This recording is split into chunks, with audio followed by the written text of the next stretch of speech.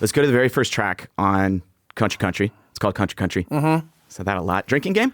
Yeah, that's good. But I was curious before I even got into this. I wanted to ask you, if you were going to plan a vacation, where do you want to go right now? What's the vacation? The beach. like Miami or like overseas? No, not a Miami guy and not a foreign country. I would just go somewhere in the Florida Panhandle. Okay. That's just dude, I grew up, redneck, that they call it Redneck Riviera, that area. Yeah.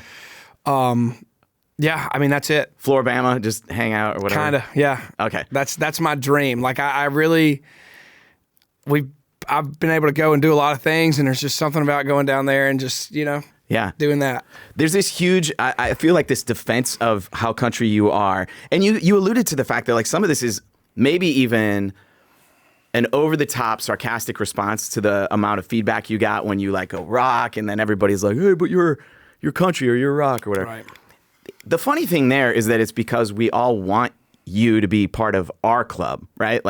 Really, it's all the rock heads going you're not country or you are or whatever. Yeah. Everybody just feels bad that you went over there for the night, But I hear this defense of just how country you are in a lot of the different songs on here. And I was just curious why that was. And does it all kind of boil back to the feedback that you got from, I don't know, from Quit or from going that direction?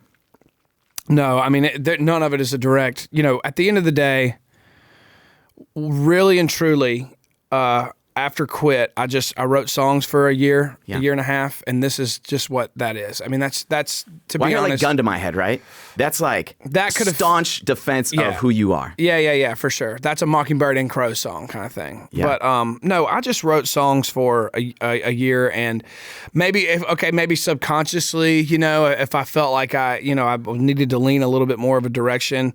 But I just don't really, I listen to, I'm not going to make my music based on what a small group of people are very violently encouraging me to do. Sure. Yeah. But if there's a little bit of subconsciousness there, then that's, so be it. But no, I mean, I wrote songs with all of my buddies. Half of these songs on this record were not my idea. I didn't bring into the room. That's how songwriting works. Yeah.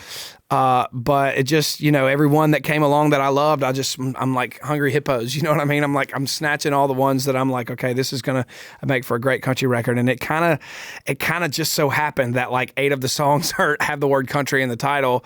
But, that kind of started, that alone was the reason that I was like, let's go country, because there's so many songs with country in the title, and let's highlight the word country every time country's on the track list and all that. So it is a drinking game, this whole album. Dude, 100%. Have you played with your friends yet? No, but I need to go through and count, Ernest? but it's it could be a lot. Yeah.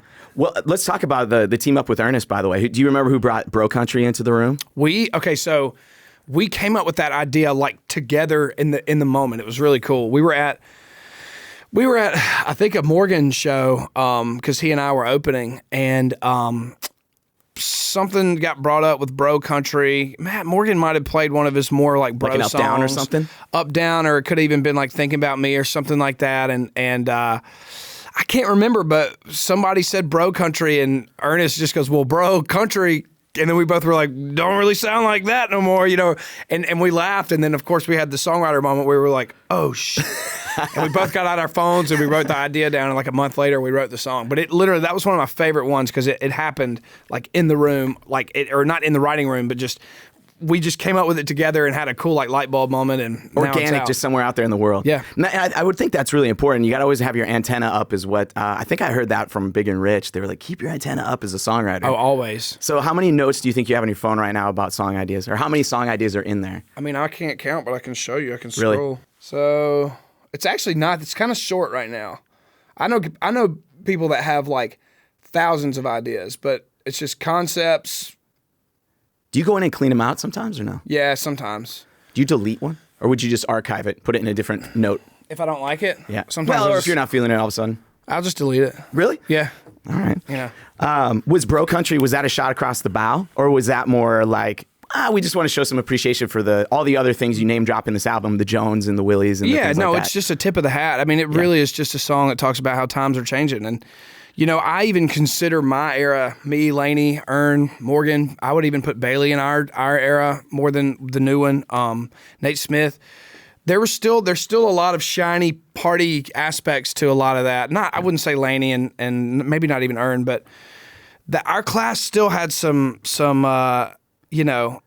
the party element. Yes, or there's just something that still was like a little bit of the trickle down from the bro era that trickled down on us, but it just talks about like the Zach Tops and the Jake Worthingtons and the Gavin Adcocks of the world that it's just like there's a new thing happening right now that's an old thing. Yeah. You and I have talked in the past. In fact, when the country EP came out, you kind of acknowledged like, I'm not really built to write a love song. That's not really my thing. Mm-hmm. But from my experience, man, you're like a really thoughtful, like deep thinking kind of human being.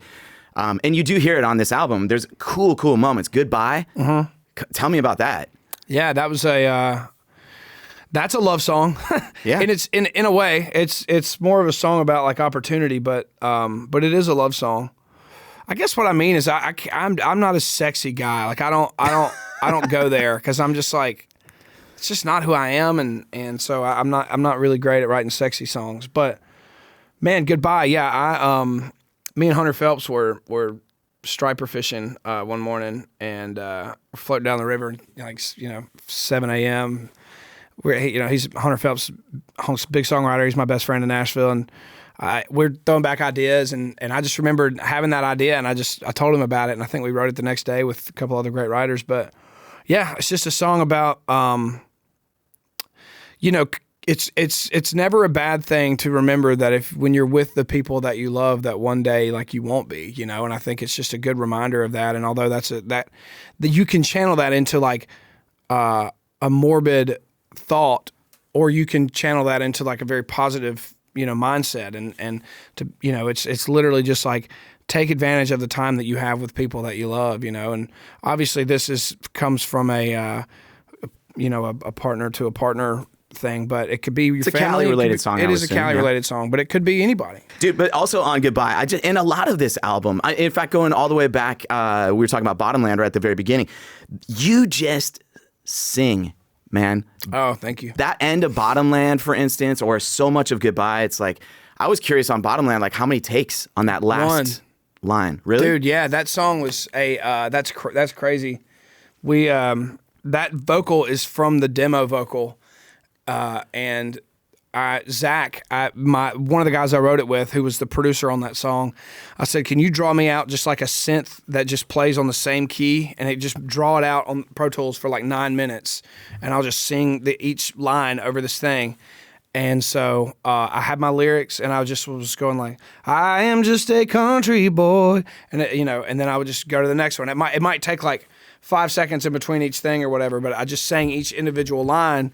And so yeah, at the very end, I don't know, it was magic in the room kind of thing. And so that vocal that you hear is all literally like one take through, and it was the demo vocal. Like I never went in and recut vocals. It's pretty wild. Dang. So Bedrooms in the Sky, I love this idea. I love the sentiment of it. I lived in New York City. I grew up in Iowa and South Dakota. Mm-hmm. I can so relate to this. And then on top of that, as I'm listening to the intro, I'm like, oh, he plays like Stephen Wilson Jr. He sounds like Stephen Wilson Jr. Yeah. And you like, look at you're like, oh, okay, that makes a lot of sense. I was like, that's definitely Stephen. But tell me about, what came first, the chicken or the egg, Stephen or Bedrooms in the Sky? The song came first. Yeah. And just, I had obviously had taken a huge liking to Stephen, and what I love about that is that he played on that. He asked me like, can I play on this too? And I was like, dude, that's like half of your thing is playing. You know what I mean? Out of the gate, that's him. You can tell. Yeah, 100%. That's like part of his sound.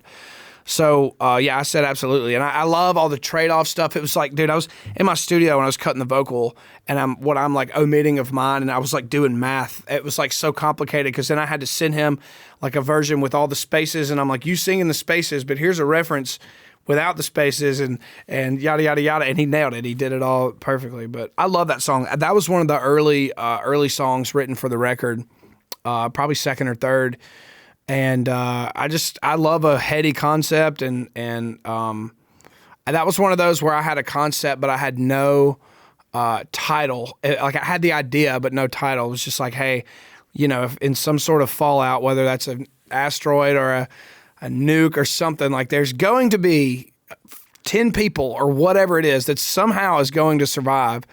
And it tells that story about how, and it says one of these days they're all going to crawl from a hole in the ground and somebody's going to learn how to hunt. You got to know how to start a fire. Farm. Yeah. Start a fire, feed your barefoot kids. And it's like just the concept of country lifestyle will come back again, So that one's for the potheads out there. That's a zoom out from light years kind of song,